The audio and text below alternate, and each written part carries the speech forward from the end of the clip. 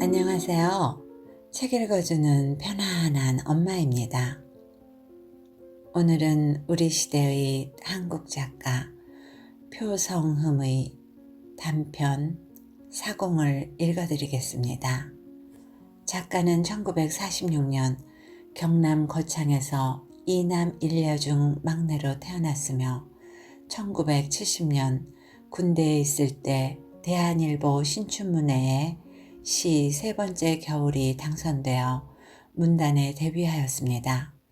1972년 서라벌 예대를 졸업한 후에 1977년까지 고향 항마을에 내려가 과수원 농사를 지으면서 거창고등학교, 안의고등학교에서 국어 교사 생활을 잠깐 하였습니다. 1977년 중앙대학교 문예창작과에 편입하여 1979년 대학 졸업 후 한국일보사에 들어갔으나 월간 세대지 중편소설 신인상 모집에 분봉이 당선됨으로써 직장을 그만두고 본격적인 작가 생활을 시작하였습니다. 1984년 숭전대 대학원 국문학 석사 과정을 마쳤으며 장편 모래성 욕망의 문, 중편 분봉, 농부의 일기, 창작집, 놀다가 온 바보고기 외에 다수의 단편, 시, 산문집 등이 있습니다. 저희 낭독과 함께하는 이 시간이 여러분 모두에게 잠시 쉬어갈 수 있는 휴식의 시간이 될 수 있기를 소망하며 구독과 좋아요를 눌러주시기 바랍니다. 사공. 버스에서 내린 사나이는 나루를 향해 걸었다. 신장로에서 좀 내려간 곳에 나루터가 있었다. 나룻배는 물이 반쯤 찬 채 기울어져 있었다. 갈잎이 바람에 시적거렸고 마지막 빛을 받은 강물은 옅은 잿빛으로 가라앉은 듯 했다. 할머니, 입에 사공이 없나요? 사나이가 건부러기를 주워 모으는 할머니를 보고 물었다. 건너가려고? 네. 가만히 있어. 물 좀 퍼내거든. 그녀는 물을 퍼냈다. 배를 사용한 지가 퍽 오래된 모양으로 뱃전에 걸쳐둔 노조차 바짝 말라 있었다. 할머니가 노를 저으려고요? 왜, 어때서 그래? 한평생을 노 젓고 살았는데. 그녀가 검붉은 얼굴을 들어 웃어 보였다. 이가 반쯤은 빠지고 없었다. 할머니, 차라리 내가 저을게요. 나도 배에는 이골이 난 놈이니까요. 뱃삭은 그냥 다 드릴게요. 괜찮아. 아직까진 자신이 있어. 노를 쥔 손이 큼지막하고 그을려 그녀의 편력을 엿볼 수 있었다. 군살이 박인 손매듭과 갈퀴 같은 손가락이 굳세게 노를 잡았다. 강을 거의 직선으로 건너면서도 사공은 별로 힘든 기색이 보이지 않았다. 그는 뱃전에 깨어지는 포마를 바라보며 뱃바닥에 차오르는 물을 한 바가지씩 퍼내었다. 헌옷으로 막아놓은 밑창의 구멍에선 잠시라도 손을 멈추면 안 될 정도로 물이 솟구치고 있었다. 패선이었다. 할머니, 어째서 이 배를 타게 되었어요? 다 팔자 소관이지. 그녀는 노를 쉬고 담뱃불을 붙여 물었다. 그리곤 젊은인 여기가 처음이구만 하였다. 네. 어디? 소래실? 네. 거긴 누가 있는데? 아니에요. 그냥 가보는 거예요. 그냥이라니 볼 일도 없이 가는 거야? 볼 일이야 있지만 사람이 있을지 없을지 모르잖아요. 참, 할머니는 아실지 모르겠네요. 김희찬 씨라고요. 김희찬 씨? 네. 그 사람 벌써 죽었어. 죽은 지 오래야. 할머니는 원망스러운 듯 그냥 줄줄 대답을 해버렸다. 죽었어요? 지질이도 못난 사람이지. 다 팔자 소관이라니까. 언제 돌아가셨어요? 재작년 가실이었나? 누구 울어줄 상주 새끼 하나 없이 죽었지. 자식들이 하나도 없었나요? 왜 없어? 있기야 있었지만서도. 그런데요. 죽었는지 살았는지 모르지. 할머니도 소리실 사람이에요. 늙은이야 뭐 그저 이 나루터에서 한 평생을 살았지. 아까 저 건너에 있는 초막이 내 집이라오. 사나이는 아득하게 펼쳐가는 포구를 바라보았다. 바다가 맞닿은 곳에 돛담배들이 몇 척 보였다. 저 배들 중의 어느 하나가 그를 기다리는 것이리라. 6시간 후, 정확히 말해서 만조가 드는 시각으로부터 1시간 이내에 저 배에 닿아야 한다. 그는 배를 바라보았다. 폭우로 나가는 길을 어림잡아 보면서. 그러나 그는 가지 않으리라. 그는 그의 다짐을 확인이라도 하려는 듯 손을 씻었다. 이제 다시는 이 손을 더럽히지 않으리. 그는 무슨 결의에 찬 듯한 시선을 물 위에 보내고 있었다. 태평양 전쟁이 막바지로 접어들던 1944년 가을, 이때가 가쿠노 하루코에게 가장 찬란한 시절이었다. 이봐 하루코, 오늘 저녁엔 꼭이야. 해군은 진심으로 그녀를 만나기를 원했지만 그녀에겐 이미 한국인 군속 김희찬 씨 그의 모습뿐이었다. 춘자 씨, 내가 좀 거들어 줄까? 그는 서슴없이 물통을 들어다 주었고 눈에 띄기만 하면 이를 거들어 주었다. 너무 그러심 남의 눈엔 한데요. 낯으면 낯지 뭐. 부끄럽지도 않아요? 뭐가? 저 같은 것 때문에 친구들에게 욕먹는다는 게 내겐 더 없는 기쁨인걸. 따지고 보면 안 그럴 거예요. 저는 고아예요. 공장에서 잔뼈가 굵었고 이 해군 부대에도 그래서 들어왔는걸요. 군속이나 자벽부나 피차일관 아니요. 춘자씨, 우리 서로 힘을 합하면 잘 살 수 있어요. 나도 이렇게 돌멩이처럼 굴러다니는 놈 아니요. 그녀는 돌멩이처럼 굴러다닌다는 그 한마디 말에 무릎을 꿇었다. 나무에도 돌에도 될 수 없는 의지할 곳 없는 사람이라면 자기가 꼭 있어줘야 할 것 같았다. 동정심이 사랑을 유발했다면 바로 이런 경우였을 것이다.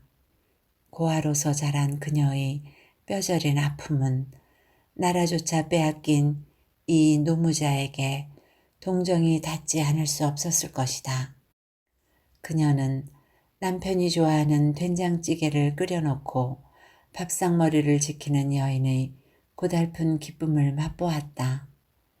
오늘은 좀 늦었군요. 이제 전쟁이 막바지로 들었나 봐. 일이 자꾸 바빠져. 피곤하시겠어요. 어서 드세요. 당신도 같이 먹어. 배고플 거야. 기다리느라고. 여보, 새삼스럽게 왜? 행복해요. 그녀는 숟갈을 놓고 남편의 품에서 엎드려 울었다. 2살 때 어머니가 죽고 13살 때 아버지를 여인 그녀에게 남편의 존재란 이 세상 무엇과도 바꿀 수 없는 존재였다. 그에게 있어서도 이영만리 타국 땅에서 대하는 따뜻한 밥술이 이토록 고마울 수가 없었다. 2사람은 그저 눈물겹도록 행복하기만 하였다. 사랑하는 사람들에겐 국적이란 애시당초 없는 것이었다. 그러나 행복이란 그렇게 오래지 않는 법인지 일본은 무조건 항복, 남편은 귀국 준비를 서둘렀다. 낳은 지 한 달도 안 된 아기를 안고 귀국선에 오른 하루코는 그러나 겁나지 않았다. 하루코는 한국말로 춘자입니다.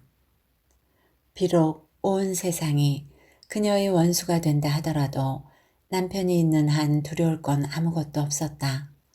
남편의 고향은 한반도의 남쪽 포구였다. 마을 앞엔 섬진강이 흘렀고 사람들은 누구나 살기가 빠듯했다. 그리고 일본 사람들에 대한 적의는 대단한 것이었다. 집안 망할 일이로구만. 내 동생은 신식 며느리 봤다네. 일본 며느리 봤다네. 시댁 큰아버님이 제일 먼저 혀를 내둘렀다. 그도 그럴 것이 그들은 한결같이 시달려왔고 수탈당해왔던 처지였으니 일본 여자를 대하는 태도로서는 나무랄 수 없는 일면도 없잖아 있었다. 하루코 여인은 그러나 참았다. 사랑하는 남편만 제 곁에 있어주면 그것으로 그만이었다. 억세고 무지막지한 그의 손이 한번 쓸어주기만 해도 진종일 시집 식구들의 눈총에 시달린 그녀의 서러움은 햇빛만 난 이슬처럼 사라져갔다. 서툰 농사일도 그녀에겐 여간 신비로운 게 아니었다. 발행이며 도토라지, 망태쟁이, 강아지 풀 같은 잡초를 뽑으며 밭고랑에 엎드린 그녀는 도시 이렇게 힘들 수가 없었다. 사타구니 사이로 어깨로 등허리로 땀이 뒤범벅되고 그러고 나도 집에는 목욕탕이 없다. 밭둑의 뽕나무 그늘에 뉘어눈 아이가 칭얼거리며 울었지만 젖 한 모금을 금세 먹여 재우곤 밭고랑으로 들어서야 했다. 아무리 재빨리 호미를 놀려도 남편을 따라갈 수가 없다. 그러나 긴긴 밭고랑에 해가 설핏 기울 때까지 엎드려 기어야 했다. 힘들지? 남편이 나직이 속삭여준다. 서로의 밭고랑이 지나쳐질 때 아니에요. 즐거워요. 그녀는 자랑스럽게 말했다. 그리곤 시댁 식구들이 누가 듣지 않았나 싶어 낯을 붉혔다. 당신 고생을 안 시켜야 될 텐데. 그런 소리 말아요. 전 행복해요. 남편은 그녀의 고랑까지도 슬쩍슬쩍 긁으며 두더지처럼 재빨리 밭고랑을 기어나간다. 호득이 소리가 먼 산모롱이를 돌아 마을로 들어서면 호득이는 버든잎 피리를 말합니다. 꼴뜯 낀 소를 앞세우고 아이들이 돌아온다. 하루가 저녁 노을을 예비하는 붉은 선역 하늘에 접히고 농부들은 일손을 멈춘다. 임자 먼저 들어가. 저녁상 거들어 드려야지. 괜히 또 신우이 미움 살라. 걱정 마세요. 저녁상 다 봐놓고 나온 거려. 그래, 부지런하긴. 그런데 여보, 애 이름을 지어야 할 거 아니에요? 백부님이 장명해야 하는데 어림이나 있어야지. 왜요? 일본 놈이라고. 임자한텐 미안한 얘기지만 그녀는 풀이 죽었다. 꺾어져 시든 뽕잎을 따 땀을 닦은 후 아이를 들쳐업었다. 떨어지지도 않는 해묵은 몸빼의 흘러내린 자리로 튼 배가 보이고 배꼽이 드러난다. 곱기만 하던 그 살결이 이제 주름살이 일기 시작하는 것 같았다. 그녀는 아직도 남편에게 속살을 보이는 게 부끄러웠다. 물끄러미 바라보는 남편을 향해 어디가 곱게 익었어요? 라고 하였다. 좀 따줄까? 남편은 그녀에게서 눈을 돌리며 말하였다. 그러나 그녀는 몸빼를 추슬러 올리며 앞장서서 밭둑을 걸어나갔다. 석양의 잔빛이 애잔한 그녀의 어깨를 비췄고 어깨 너머로 보이는 포구는 그림처럼 물들어갔다. 그러한 그녀에게 남편은 오디를 한 주먹 따다가 입에 넣어주었다. 보랏빛 오디물이 입술에 한 박 젖었다. 그녀는 골목길을 들어서자 되도록 빨리 걸었다. 동리 사람들은 아직도 그녀를 무슨 진귀한 물건처럼 구경하려고 들었다. 아니면 침략자의 잔존이라고 믿고 있는 것인지 담 너머로 그녀를 물끄러미 바라보기가 일쑤였다. 삽작은 비스듬히 넘어졌고 마당엔 멍석이 깔려있다. 섬돌 밑에선 모깃불이 탔다. 푸석푸석한 연기가 새까만 처마 밑을 감돌아 봉당을 한번 쓸었다간 뒤란으로 흘러간다. 아따 그놈의 목이. 그녀의 시아버지가 삼배로 만든 바지 저고리를 입고 짜증스레 팔뚝을 내리쳤다. 그러면서 헛기침을 하곤 돌아앉는다. 그녀는 부엌으로 들어갔다. 그 으름이 새까맣게 앉은 천장에 거미줄이 주렁주렁 매달려 있다. 그 짓 하느라고 이때까지 있었구만. 신우이가 코웃음을 쳤다. 그 짓이라니요? 뭔 말대꾸야. 옷이나 따먹고 놀려고 설거지도 안 하고 들에 나가나. 그녀는 잠자코 하던 일을 계속할 수밖에는 없었다. 참으라고. 누가 뭐라든 참고 이기면 다 이해하게 돼. 남편의 말이 생각났다. 그것이 그녀의 지팡이가 되었다. 그러나 집안은 한여름인데도 구석구석이 찬 바람이 일었다. 올 가시렌 장리깨나 내게 생겼다. 시아버지의 말이었다. 그녀는 장리가 무슨 말인지 몰랐다. 장리란 돈이나 곡식을 구워주고 받을 때는 한 해 이자로 곡식의 절반 이상을 받는 별일을 말합니다. 아버지, 남편의 말소리가 곧이어 들려왔다. 저 우리 소를 팝시다. 소를 팔아가지고요. 시끄럽다 이놈아야. 소를 팔면 농사는 누가 짓노? 네가 다 질기가. 칠칠 차는 자식 강으로 보내도 산으로 간다더니 이게 그 짝이군. 그게 아니고요. 소를 조금 낮추고요. 그걸로 양식을 팔아둡시다요. 양식을 팔 놈이 어디 있노? 생긴 거라고는 모두 다 걷어쳐먹고 내빼는데 누가 저거 안 묻고 곡식 디베기를 들고 다닌다던. 에이 세상 물정 모르는 놈. 아버지 시끄럽다마. 너거 입은 너거가 끄시러라. 그렇지 않으면 당장이라도 보내던지. 잠시 말이 끊어진다. 농사 솜씨도 없고 말도 통하지 않는다. 게다가 지지리도 가난해가지고 온 것이라곤 빈손뿐이다. 국적이 다르다. 지배자의 편, 원수의 딸이다. 이만하면 쫓아낼 만한 충분한 이유가 되는데 왜 하필이면 그런 여자를 데리고 살려고 하느냐 이것이었다. 아버지, 일본 놈들에게 고생을 당한 건 당한 거고 그 고생이 어디 저 사람 때문입니까? 저 사람하고는 아무 상관도 없어요. 저 사람은 내 생명의 은인입니다. 내가 연병을 앓고 있을 때 그 헐벗은 객지에서. 남편은 정면으로 반대를 하고 나섰다. 당신은 더욱 화가 나. 핏줄은 하나뿐이야. 하고는 입을 다물었다. 원수의 핏줄이란 말인지 당신의 핏줄이란 말인지 모호한 말이었다. 분간이 가지 않는 말이었다. 그녀는 고개를 돌렸다. 차라리 내가 떠나리라. 남편을 위하여 내가 없어지리라. 그녀는 눈물이 솟구쳐 참을 수가 없었다. 눈물을 씹다 보면 오기가 솟았다. 죽는 한이 있어도 물러설 순 없어. 내가 믿고 따르는 건 남편이지 당신네들은 아니니까. 그녀는 젖을 빠는 어린아이를 부둥켜 안고 밥솥에 불을 지피고 있었다. 밤은 모든 것을 어둠으로 덮었다. 검은 보자기에 씌워진 밤은 그러나 모든 슬픔을 씻어내는 위안이기도 하였다. 여보 미안해요. 저 때문에 당신이 온갖 고생을 해요. 차라리 제가 떠날까요? 그 쓸데없는 소리. 그는 돌멩이 같은 손바닥을 전무덤 속으로 집어넣으며 한 손으로는 등을 쓸어내렸다. 고달픈 하루가 접히는 시간이었다. 희미한 달빛이 봉창으로 새어들었다. 바로 이 순간 때문에 하루의 시달림이 회복되고 또다시 내일을 기다리는 희망을 안을 수 있다. 아내의 기쁨은 곧 남편의 기쁨이기도 하다.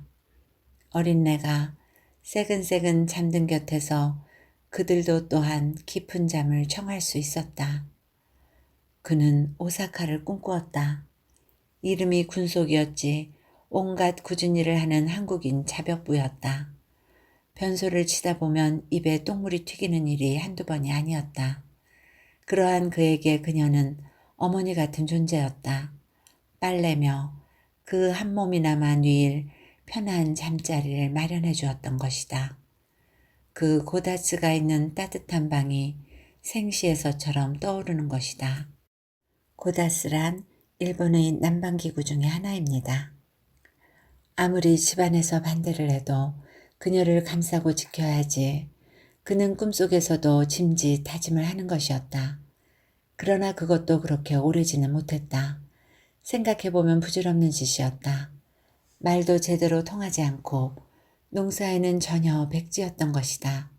뿐만 아니라 주위 사람들의 냉대를 그냥 보고 있기가 더욱 민망스러웠다.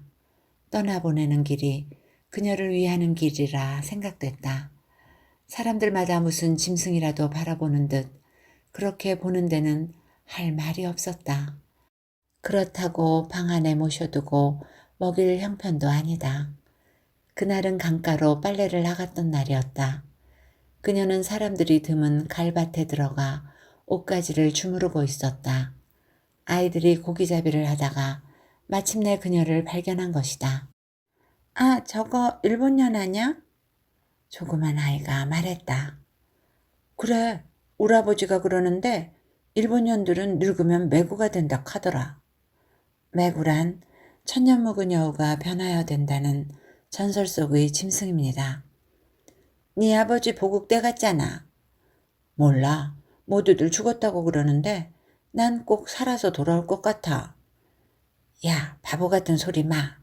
우리 아버지가 그러는데 너네 아버진 매구가 잡아 묵었대.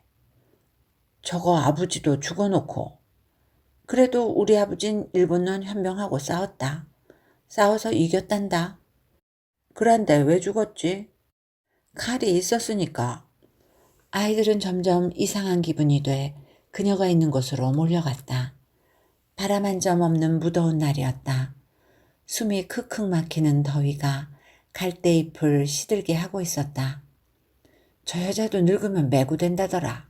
우리 엄마가 그러는데 그런 여자가 들어서 우리 아버지도 죽을 뻔한 일이 있대. 꼬마가 말하였다. 아이들은 누가 먼저랄 것도 없이 갈잎을 꺾어들었다. 그것은 무서운 칼처럼 날이 서 있었다. 하루코는 겁이 났다. 그것이 아무리 아이들이라 할지라도 심상찮은 공기가 눈을 아찔하게 하였다. 그녀는 엉거주춤 반쯤 일어선 채 방망이를 쥐었다. 당하지 않으려면 싸워야 한다. 그것이 그들의 본능이었다. 아이들과 여자 사이의 대치는 오래 계속되지 않았다. 뒤로 물러서던 하루코의 발이 미끄러지며 물속에 빠져버렸던 것이다. 죽이라! 아이들이 풀립칼이 그녀의 얼굴을 내리쳤다.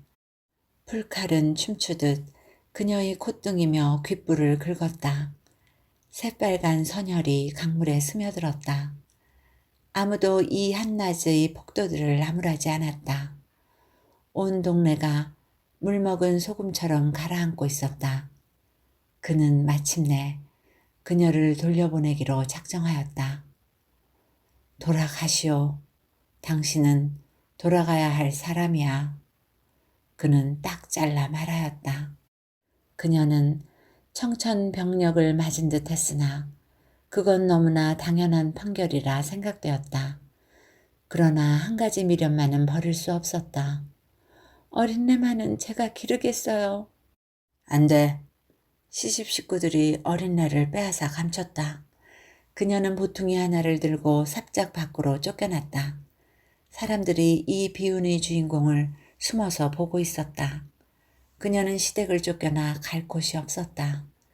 남편조차 완강히 그를 밀어냈다.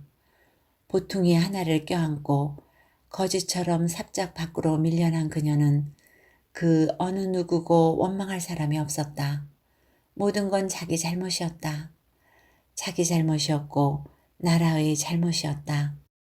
그러나 가만히 생각해보면 그 누구의 잘못이란 게 있을 수 없다.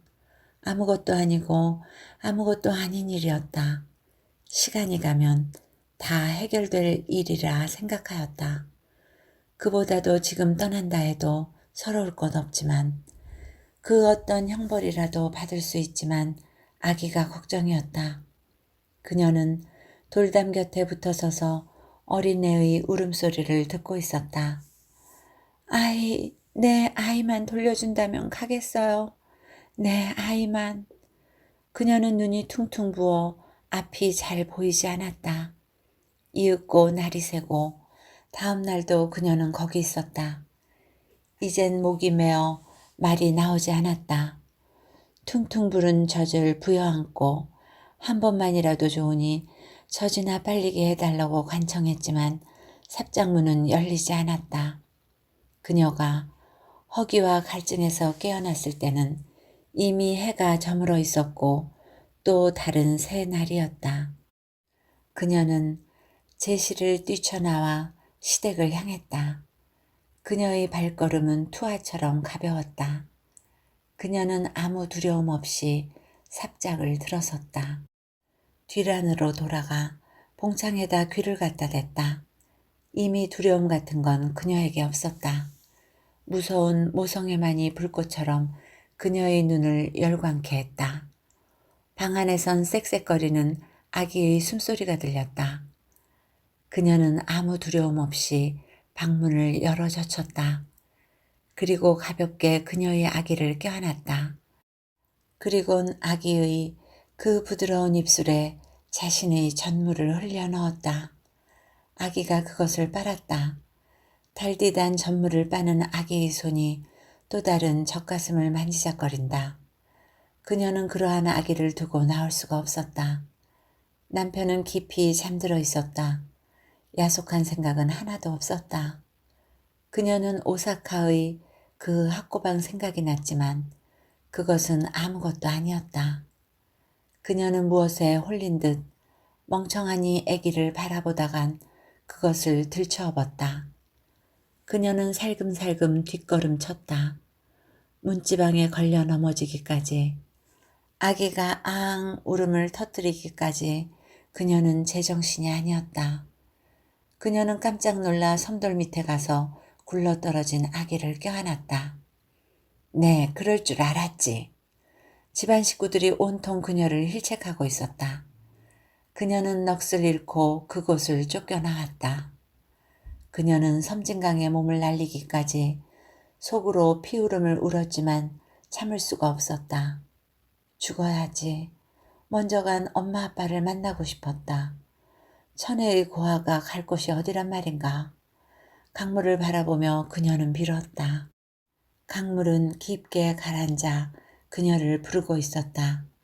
한편으로 생각하면 살아서 이 모든 원통스런 생의 복수를 하고 싶었지만 최선의 길은 눈앞에 있었다.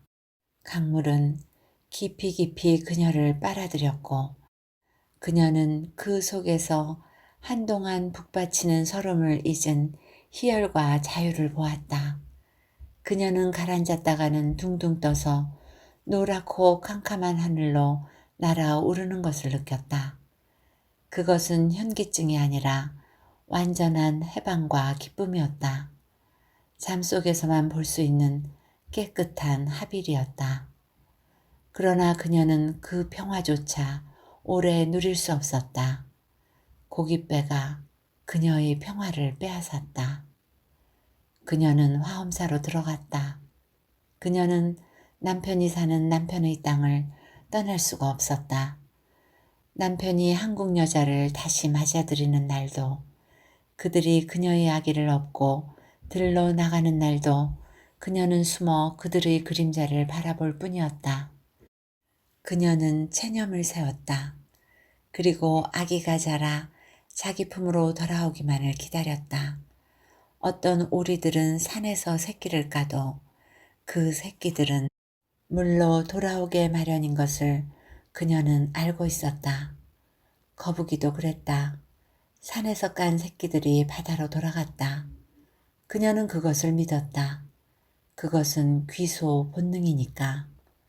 그러나 그것은 헛된 꿈이었다. 전쟁이 일어났다. 한반도의 전쟁은 동족 상잔이었다. 그런데도 사람들은 피난길에서 부모 형제를 잃고 자식을 잃었다. 전쟁이 끝나 돌아온 고향은 너무나 많은 것들이 변해 있었다. 그녀는 단 한 가지 희망이었던 이름도 없는 그 아기를 다시는 이 세상에선 볼 수가 없었다. 소문만이 나돌았을 뿐이었다. 그녀는 그것을 직접 알고 싶어 견딜 수가 없었다. 그녀는 초립을 쓰고 가사를 입었다. 소문은 소문대로 맞았다. 집안은 텅텅 비어 있었다. 아기가 없는 집은 빈 집이었다. 그녀가 두 번째로 몸을 날렸을 때 사람들은 그녀를 그대로 둘 것인가 건질 것인가를 상론하였다. 어느 길이 그녀를 위하는 것일까를. 그러나 목숨만은 제 뜻대로 누구의 맘대로 버릴 수 있는 것이 아니었다. 사람들은 그녀에게 일거리를 주었다. 그녀가 뱃사공이 된 것은 이때부터였다. 깊디 깊은 침묵의 강물만이 그녀의 것이었다. 그것은 죽음과 삶을 한꺼번에 가지고 있는 뒤엉킴의 사랑이었다. 그러면서도 그녀는 그가 돌아오기를 기다리고 있었다. 그녀가 희망을 갖고 사는 것은 죽음이 아니고 행방불명이라는 이 한말이었다. 가다가 손을 놓쳐버린 자식, 그 하나를 가슴에 품고 오늘을 산 것이다. 할머니, 김희찬 씨 댁을 잘 알아요? 그녀는 고개를 내저었다. 그녀는 오로지 청년의 나이를 셈해보기에 여념이 없었다. 몇 살이나 되었지? 그녀는 묻고 싶지 않은 것을 물을 수밖에 없었다. 저요? 전 내 나이도 몰라요. 그냥 젊어요. 그렇게 안 보여요? 청년은 무언가 몹시 경계하는 눈치였다. 쫓기는 사람처럼 자꾸 주변을 살펴보면서 나이를 가르쳐주지 않았다. 무슨 볼 일이 있지? 죽은 사람에게. 예, 꼭 한번 찾아볼 일이 있어요. 그런데 할머니, 내가 이 강을 다시 건너기 전에 누가 이 배를 타려거든 태워주지 마세요. 늙은이는 뭐 먹고 살게. 돈은 내가 드릴 테니까요. 이렇게요. 사나이가 주머니에 손을 넣어 돈을 한 줌 내밀며 말을 이었다. 그들은 내 마음을 몰라요. 아마 진정을 말해도 믿지 않을 거예요. 배에서 내린 청년은 뒤도 돌아보지 않고 마을 어귀로 들어서고 있었다. 등이 약간 굽고 보폭이 넓어 학처럼 껑충껑충 뛰는 게 영락없이 김희찬 그를 닮았다고 생각하였다. 하루코 여인은 선착장에 배를 메고 그의 뒤를 쫓았다. 쫓다 말고 그녀는 배를 풀었다. 그녀에겐 무언가 할 일이 남아있다는 생각을 하였다. 하늘이 어두워지며 구름이 몰려들었다. 소나기가 올 것 같았다. 갈립들이 한 옆으로 드러눕는 것이 꼭 어느 한 날 경험했던 그런 날씨라 생각한다. 그녀는 힘껏 노를 저었다. 오리 새끼들이 꽥꽥거리며 그녀의 뒤를 따랐다. 오리들은 바람을 거슬러 앉는 법이 없었다. 그들은 바람의 방향으로 그들의 머리를 두는 현명한 순리의 생활 본능을 갖고 있다. 그들은 자연의 이치에 거역하지 않는다. 그녀는 모이를 한 움큼 집어 그들에게 던져주었다. 초막은 이제 반쯤 기울어 쓰러질 것 같았다. 그녀는 쌀이 소쿠리를 들고 갈밭으로 나갔다. 마른 건부를 주워와야겠다고 생각한다. 갈밭가에는 장마 때 떠내려온 온갖 잡다한 것들이 걸려 있었다. 그녀는 갈립처럼 쉼 없이 흔들리면서 그러나 그 뿌리 하나만큼은 단단한 땅속에 박아두고 한평생을 기다리며 살아왔다는 생각을 하였다. 젊었을 때는 남편이 돌아오기를, 그러다 한 나이가 더 늘어가자 남편보다는 자식의 돌아옴을 기다리며 오직 그 일념으로 살아왔던 것이다. 비슷한 나이 청년들만 보면 가슴이 설레는 것이었다. 할머니, 날 있으면 나 하나 줘요. 모래를 싣고 가는 통통배의 녀석들이 언제나처럼 농찌거리를 한다. 저 녀석들은 추우나 더우나 모래를 퍼다 팔고 사는 것이었다. 그것도 수입이 꽤 괜찮은지 처음엔 거룻배를 몰고 다니더니 이젠 통통배로 바꾼 것을 보면 세상에 아무 할 짓이 못 되는 것은 나룻배의 수입이라고 생각했다. 배도 이젠 밑창이 빠져 물이 새고 수리비는 엄청나게 많아 헌 옷을 틀어막아 쓰지만 그것조차 손님이 없으니 할 일을 다 했다 싶었다. 그녀는 그 자신의 인생이 다 하는 것이라 생각하였다. 아까 같은 손님은 그건 특별한 예외였다. 여지껏 그렇게 한 주먹 불끈 집어준 사람은 없었던 것이다.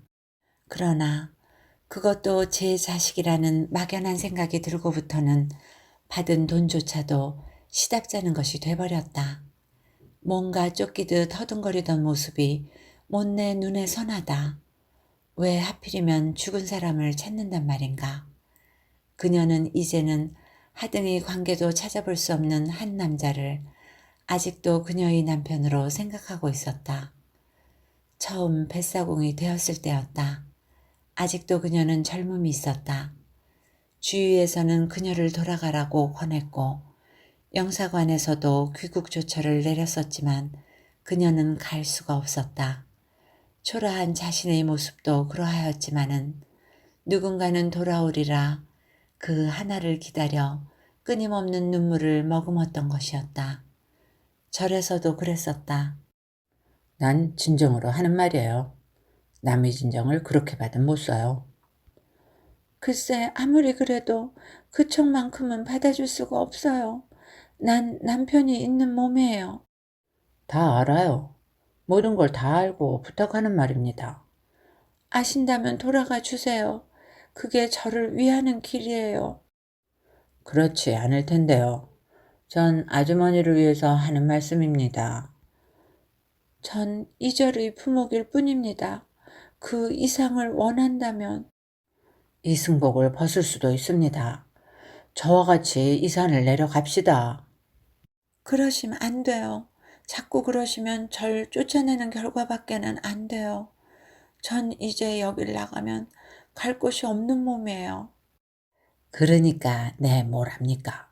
둘이 어디 먼 곳으로 갑시다. 까지 절밥 아니면 먹을 곳이 없겠습니까? 제겐 지금 이대로가 가장 좋아요. 안 됩니다. 아주머니의 외로움을 그냥 두고 볼 수만은 없어요. 정말입니다. 화엄사는 큰절이었다. 그러나 밤중만 하여 저를 뒤로 두고 떠나는 그녀의 심정은 바람소리나 할까 아무도 몰랐다. 각황전이 그 큰 그림자를 들이우고 그녀를 삼키고 있었다. 적광 스님은 그 뒤에도 그녀를 찾아다녔다. 오늘따라 왜 별 생각이 다 나는지 모르겠다. 그녀는 건부럭지를 한 소쿠리 주워 담고는 갈밭을 나왔다. 습기 차고 눅눅한 바람이 갈대를 눕혔다. 아무래도 비가 올 것 같았다. 그녀는 살을 놓아야겠다고 생각하였다. 바지락이나 큰 고기보다는 미꾸라지가 요즘은 값이 더 나갔다. 그녀는 부엌 한쪽에 세워둔 살과 통발을 들었다. 비린내가 물씬하게 풍겨왔다. 그러나 그것이 사는 방도인걸. 살아가는 일상의 냄새인걸. 생각하면 그녀는 그 냄새가 자기 자신의 채취의 일부라고 생각들었다. 물고에서 넘어드는 작은 도랑이 아직은 물이 따뜻하니 미꾸라지가 살기에 좋았다. 이놈들은 밤이면 활동하기 때문에 하룻밤에도 몇십 리를 헤엄친다. 살을 알맞게 펴서 도랑을 가로막고 물이 떨어지는 곳에 통발을 놓으면 되었다. 아침이면 통발이 그득하게 고기들이 드는 것이었다. 미꾸라지, 붕어, 민물새우, 빵가재, 재수 좋은 날은 메기와 뱀장어가 든다. 뱀장어는 뒷꼬리부터 밀어 올려 조그만 구멍으로도 잘 빠져나가기 때문에 잡기가 어려운 놈이었다. 그녀는 탄탄한 논귀를 골라 말뚝을 박고 도랑의 끝에다가 살을 놓았다. 농약 때문에 이제는 사라져가는 어설픈 고기잡이가 돼버렸지만 몇 년 전까지만 해도 이것은 나룻배보다 좋은 수입원이었다. 소나기가 퍼부었다. 그녀는 검부럭지를 한 움큼 쥐고는 초막으로 뛰어들었다. 갑자기 이게 웬비야. 초막 안엔 언제 왔는지 낯선 사람 둘이 비를 긋고 있었다. 할머니, 비 좀 피해야겠습니다. 상고머리를 한 사람이 말하였다. 집이 누추해서요. 좋아요. 신선당 같은데요. 점퍼를 입은 사람의 말이었다. 비가 세차게 후려치자 그들은 부엌으로 비척비척 밀려들었다. 부엌엔 불이 잘 붙지 않는 건부럭지에서 나오는 매캐한 연기가 이상한 모양을 그리며 깔려 나갔다. 그러다가는 상고머리의 몸뚱아리를 타고 기어올랐다. 할머니, 소래실 가려면 강을 건너야 하나요? 그렇지요. 그러나 비가 이렇게 와서야. 상고머리가 연기를 피하며 또 물었다. 오늘 혹시 강을 건넌 낯선 젊은이 하나 없었나요? 그녀는 고개를 저었다. 그리곤 심장이 뛰는 걸 느끼곤 후후 불을 불었다. 이 형, 그러면 여기서 잠복합시다. 아직 도착하지 않은 게 분명합니다. 하기사 지가 버스 못 탈 테고 숨어들자면 아직 못 올 게 당연하지. 군데군데 검문소인데 지가 어떻게 빠져. 그녀는 두 사람의 말에 귀를 세웠다. 여기는 온 연기가 메어서 방에라도 좀 들어가시지요? 그녀가 말했다. 그럴까? 이 형, 우리 라면이라도 하나 끓여 먹으며 기다려 봅시다. 할머니, 라면 되지요? 계란이 없어서. 괜찮아요. 그냥 끓여주세요. 우린 아직 점심도 못했어요. 아참, 그러고 할머니, 낯선 사람 오거든 살며시 연락해줘요. 두 사람이 들어가자 그녀는 꺼진 불을 붙이기 시작했다. 방 안으로부터 두 사람의 이야기 소리가 들려왔다. 소래실은 큰가? 한 100여 호 될 거요. 뛰어봤자 벼룩이지. 지가 가면 어딜 가나. 그래도 참 용합니다. 이 형은 그래 소래실이 놈의 고향인 걸 어떻게 알았나요? 호적에도 없는 놈을. 다 아는 수가 있지. 놈은 아직 지 자신도 고향이 어디라는 걸 모르고 지낸 떠돌이였어. 그런데 그 두꺼비란 놈이 놈의 눈을 열어준 셈이지. 두꺼비요? 그 어디서 많이 듣던 이름인데요. 그 외 있잖아. 화엄사 절에 있던 놈이야. 하기야 그 놈도 절 떠난 지 수십 년이 됐지만 그 절에 있을 때부터 연불에는 마음도 없고 잿밥에만 정신 쏟던 놈이었다니까. 두꺼비는 어떻게 알았지? 그게 참 묘하다 이거야. 이놈은 문신새기기로 이름난 몸이야. 그걸로 간단히 찾아낸 모양이지. 중놈이 그놈의 어머니를 꼬시기 위해 해둔 표시가 있었대나 봐. 걔 어머니가 시가에서 쫓겨나 그 절에 부목으로 있었다나 뭐 어쨌다나 이놈이 장난을 쳐놨던 거야. 그리곤 우연히 깜빵에서 만났던 게지. 죽었어 그 친군. 하기사 깜빵 20년에 안 죽을 놈이 어딨노.